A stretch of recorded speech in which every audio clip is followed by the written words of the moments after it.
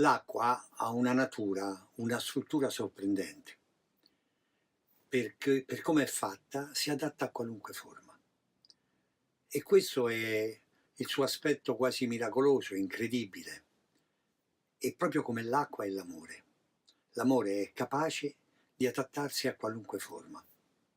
Questa breve premessa serve ad introdurre il film La forma dell'acqua, l'ultimo film di Guillermo del Toro. E questa mia piccola spiegazione serve, a mio giudizio, e secondo la mia ipotesi, a far capire il perché di questo titolo, la ragione per cui un film è stato intitolato La forma dell'acqua.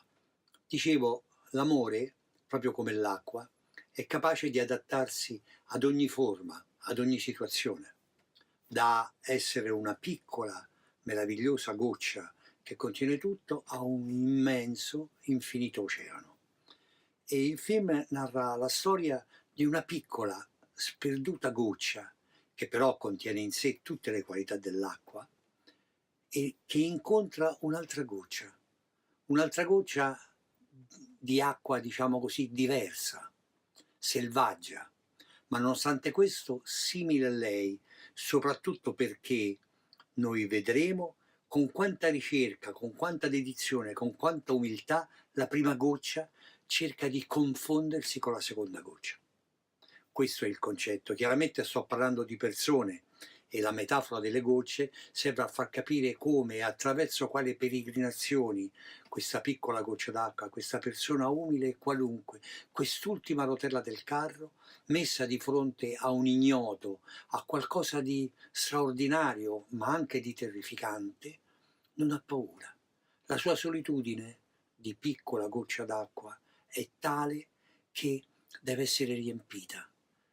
Ha bisogno di ritrovare un'altra sorella, un altro fratello, per potersi confrontare, per potersi disperdere e aumentare, perché l'amore ha bisogno sempre di aumentare, di lievitare, di diventare sempre più grande, fino a raggiungere la soglia dell'incanto. Il film racconta proprio questa storia e la racconta in un mondo retrò, in un mondo che negli anni 50 l'America, che era terrorizzata dalla guerra atomica e dai russi, in questo clima un po' fosco, un po' buio, in cui i valori sono nettissimi, bianco, nero, non c'è grigio, non c'è nulla, in cui i neri sono discriminati, in cui i poveri sono poveri e devono rimanere poveri. In questo mondo così strutturato, la nostra piccola goccia ha il coraggio di compiere una straordinaria rivoluzione d'amore, senza ribellarsi, senza clamore, soltanto credendo nella possibilità che negli altri alberghi lo stesso sentimento che alberga nel suo cuore.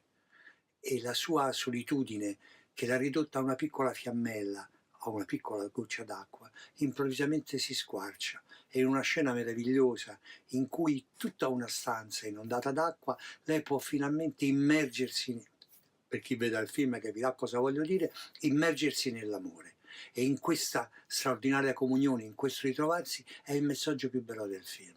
Noi tutti siamo delle gocce che cercano di raggiungere l'oceano dell'amore e il nostro piccolo cuore avanza attraverso vicissitudini e vicende per potersi perdere in questo immenso calore, in questo immenso afflato.